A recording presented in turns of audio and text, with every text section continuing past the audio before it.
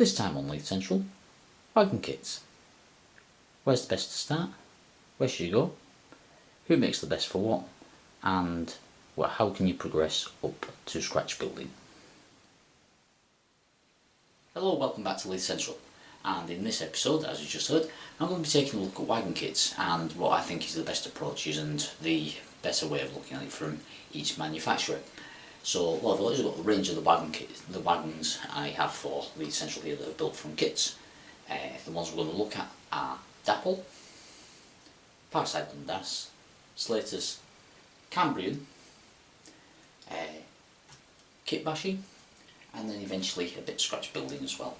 I will eventually get to covering the ratio kits as well, but with the current COVID scenario I couldn't get my hands on one that I actually wanted to build, so therefore they will wait and I'll probably feature one of them in a later episode. So, on Leith Central I have quite a range of wagon kits. I've built tankers, I've built opens, I've built box wagons, I've built flats, I've even built intricate cement wagons. So basically this is sort of like my guide to where I think you should get started in wagon kits. And when there's looking at wagon kits, there's a couple of ways to look at it. Sort of like what's the easiest type of wagon to build, what's the easiest manufacturer's kits to build. And to me the easiest type of wagon to build would be open wagons. You're not having to deal with aligning the roof, so a simple coal open would be a good place to start. For this kit, if you're building your first wagon kit, one I always recommend is the Airfix 16-ton coal wagon. That's probably the simplest kit on the market to get you started with double wagon kits. So, to the manufacturers now. I've built, which you'll see over the course of the video, an example from Dapol, Parkside, Slaters and Cambrian. So we're now going to cover those individually, and I'll give you a verdict on what I think of each of those companies' wagon kits.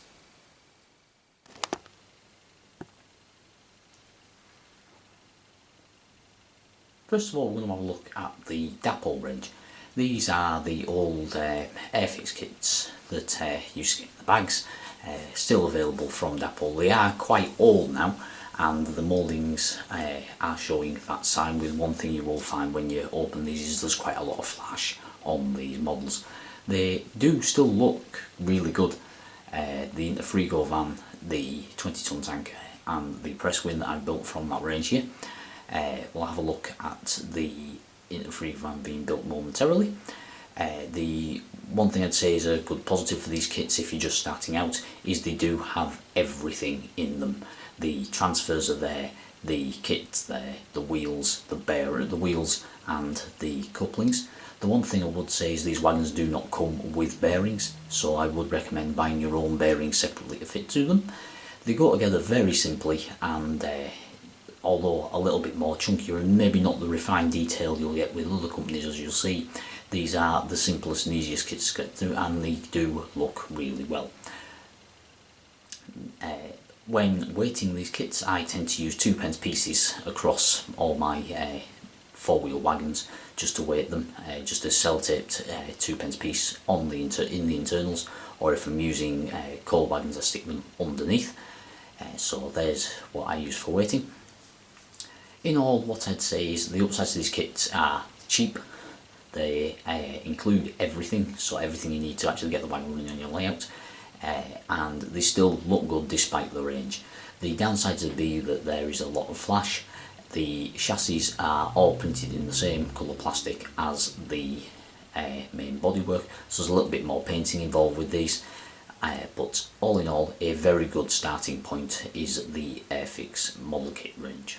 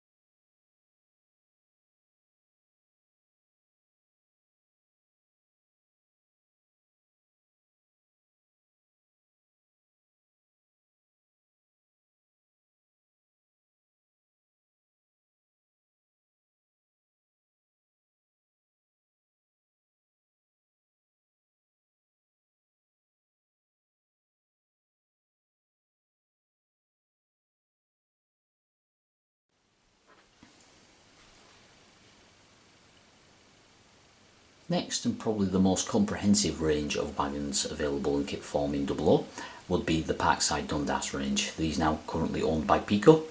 These are more detailed kits and a little bit more involved, take a little bit more skill than the Airfix range. What I'd say is if you're going to start building Airfix wagon first before you move on to a Parkside one. These kits now have started including transfers, although they are usually to only one specific era, and if you're building a lot of wagons you will need to buy separate transfer sheets, which is also a downside to the Airfix wagons as well, where there is only one running number in the transfer sheets. The Parkside ones provide up to 3 or 4 running numbers for each wagon, so you can build up a rake of them, although if you're doing later tops numbers on vacuum brake wagons you will need to order your own data panels. The range, as I said, is quite comprehensive, ranging from open wagons to box fans to even some bogie vehicles as well. There's some interesting wagons in the range, including the LNAR Sulphate wagon. That's an interesting one that I'd like to add to my shopping list. Build wise, they still go together very simply. It's a limited number of parts, you're looking at under 20 parts per wagon, and they do tend to go together easily within a couple of hours. The one thing I would recommend with these is painting the bodies separate to the chassis, as the chassis come in a black plastic. Generally a lot of the chassis don't need painting if you're applying weathering. All these wagons here, the chassis were not painted, the weathering was just applied over the top, and as you can see they do look the part without having to paint the chassis, so that does save you some time. They do come with a form of coupling, but I tend to replace these with Bachmann style NEM couplings but they do provide supports for those within the kit. So the only additional thing you really need to buy with these is if you're working with Bachmann couplings, to add the NEM couplings or the clasp couplings to your liking. Although if you're happy to use the couplings within the kit, there are couplings provided in most of the range. So all in all, a good step up and a good comprehensive range that should keep you going for a while.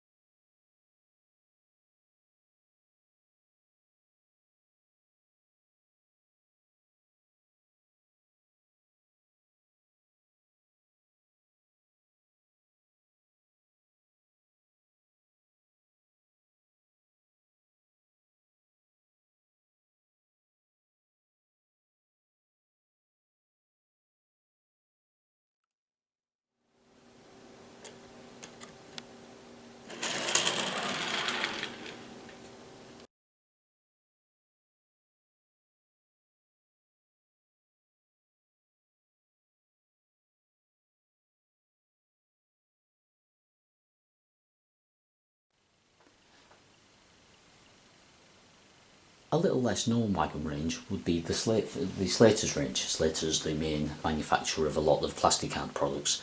They produce a small range of earlier wagons in 00. These are the first kits within this video where you do have to buy your own separate wheels and bearings, and the first ones that include brass parts. These are for handrails, as you can see on this NER 20-ton wagon. The handrails need to be bent to shape and everything, which is an extra level of skill in the wagon build, so this is a natural stepping stone up from the Parkside range, is to move into doing either the Slaters or the Cambrian kits, which we'll get to next. So all in all, a very simple wagon and with very good instructions. The instructions on these are visual, as are the Airfix ones, whereas the Parkside ones are actually written instructions, which is a slight drawback to those kits and why I recommend starting with the Airfix ones before moving on to the Parkside ones. That way you know your way around the wagon kit. All in all, a nice simple build on these Slaters wagons, again around 20 parts. And we'll now move you on to something a little bit more complex in the Cambrian range.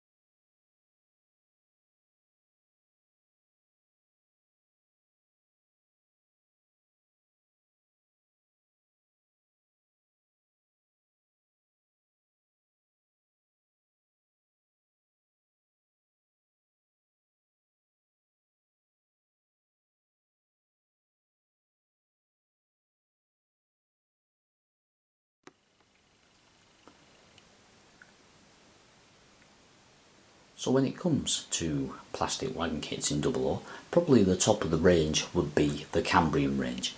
These are very well detailed kits with a lot of additional brass parts and a lot of smaller parts as well. You're looking at up to, with a hopper like this, somewhere close to 40 or 45 parts within the kit. These kits do not include transfers, wheels, bearings or couplings. You have to buy those separately, so the cost of these kits is higher, but the actual quality of what you get as an end product is a lot higher as well. The Slaters, Parkside and Airfix ones including their own transfers. Recently that's an addition for Parkside. But with the Cambrian one, there is plenty of sheets available from Fox Transfers and Model Master to get the exact wagons you want, where you can put individual running numbers and things. These kits do go together quite well. You just got to take your time and follow the instructions through fully. It's a mixture of visual and written, so you get the best of both worlds, whichever approach you like to take from the instructions, which is a positive there for Cambrian. So overall the price is higher, but the end product and the actual instructions are an improvement on these. So I'll now take you through some of this hop wagon going together, and then we'll have a look at what order you should build yourself up through kits, like where to start and which ones to build up to.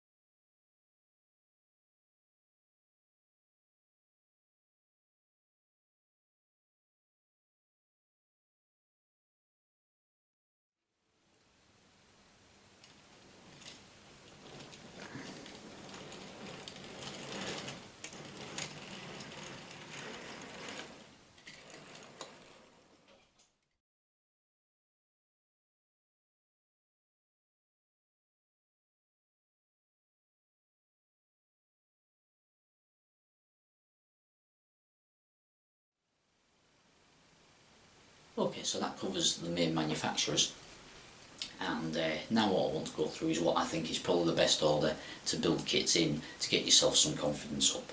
And as I said earlier, I recommend starting with a standard open wagon. That way you get 4 sides, a floor and a chassis. That gets you comfortable with building the chassis and also has a body that goes together simply.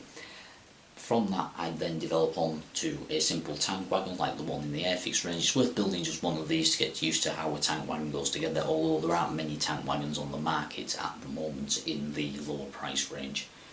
And that'll either that or build a box wagon next. That way you're dealing with the extra intricacy of getting a roof in the right place. This just adds that one little extra step that brings you on to what I'd say probably the most difficult of these kits, which are the hopper wagons. Hopper wagons will generally include a lot of handrails and also the intricate shape of the body, which comes in 9 to 10 pieces rather than just the 4 to 5 of a open or a box wagon. So the best idea is, if you're wanting to build a rake of hopper wagons, build a couple of opens first to get yourself a little bit of confidence up. What do you do once you have got that confidence and maybe that those wagons are getting a little bit too simple and it's beginning to bore you a little bit? Well, one option is kit bashing, which I covered in an earlier video making this ODA. These ODAs involve taking a VAA chassis and modifying it to fit under a long pipe wagon, so taking 2 kits and joining them together. So you can follow the instructions mostly, but it adds that little extra area where you've got to go and do your research, look at photos online, and that's one thing I always recommend with painting as well, is always look at photos and make sure you got it to the right weather and standard. And once you've got confident, like modifying a couple of them, there's some simple ones you can do, like fitting vacuum and air brake chassis to all the wagons as in the ODA. And then the other option, of course, is a little bit of scratch building. This is a scratch build I did quite a while ago of the ramp wagon from Edinburgh Waverley. That was just an old wagon chassis I had, an old kit wagon chassis that I fitted plastic art bits to, all based on photographs. It's not an exact model, but it's a nice little representation and something a little bit unique.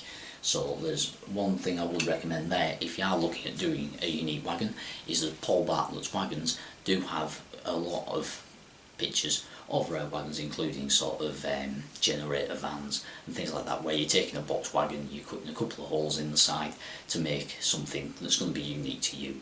So that's the way I build up through the kit form.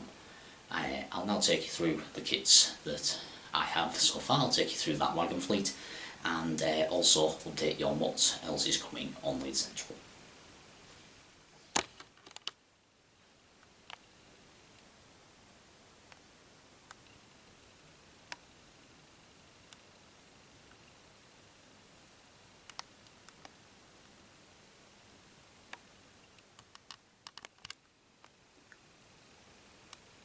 So as you can see, I'm building up quite a nice collection of kit built wagons.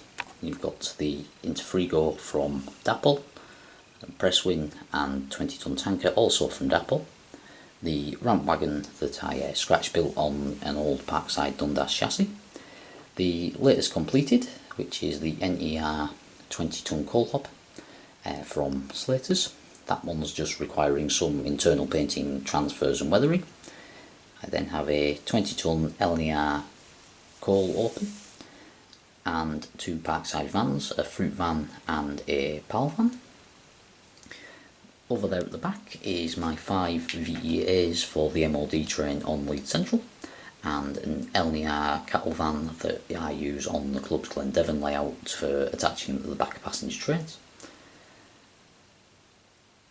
Next up is a rake of 3 24.5-ton MEOs. I do have 3 more of these ready for building, the intention being to build a rake of 12 to represent coal traffic in Fife in the late 80s. And to that end also I have this HTV vacuum braked hopper with 1970s body, and also the MDO there over at the back with a 1970s body, both built as vacuum brake wagons, so I can have a vacuum braked and an unbraked rake of 5 coal wagons. The 2 interesting ones from the Parkside range that I've built are the Ale pallet wagon, that long one there you can see, and also the Conflat C with coal hopper box. That's got a real coal load in it, and I'm quite happy with how them two turned out, because they're quite interesting models that you don't usually see.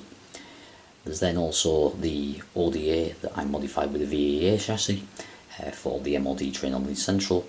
And finally, probably my favourite at the moment is the YHA Whale from Cambrian.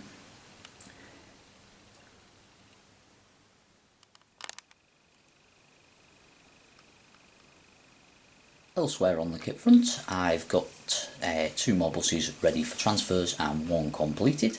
The Leyland Olympian on the right there in the most up-to-date version of the Eastern Scottish livery, which would have been fairly new around the time Leith Central set.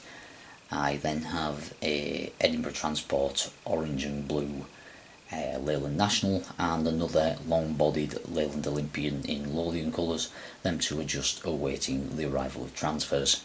I also have I've got another 2 Leyland Nationals and another Olympian in the build queue, as are the 3 24.5 tonne coal hoppers I mentioned, and a Cambrian Sturgeon. So I've got plenty of kits to get me on with while I await the baseboards, as I mentioned in the last update.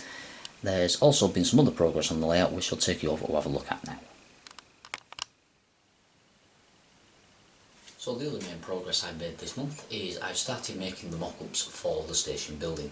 The main frontage wall is ready, with windows cut and the archway cut at the far end, and also 4 of the, well 5 if you include this little piece for the end here, 5 of the support mock-ups that run through the building have also been cut. These are from plasticard, the main one being in 1mm plasticard and the others being on 0.5mm plasticard. The next job on this area here will be to get all the floors laid out with where the holes for the main uprights will fit, and then I shall build this building from the floor upwards. So that'll be the subject of an upcoming video, and that will all depend on when the baseboards arrive and whether we actually start moving around to get the baseboards in, or I do some more work on this first. That will depend on when the baseboards arrive. I haven't had an update on that as yet, but with coronavirus I'm not expecting it to be as fast as it was initially stated, but we'll keep an ear to the ground on that. So I hope you've enjoyed this look at Wagon kits. I've also been processing a lot of photos up onto the Leith Central Facebook page if you want to go and take a look at those, and also been editing some of my wildlife footage that I've had kicking around, that I've been also managing to get out on my daily walk and film now within lockdown.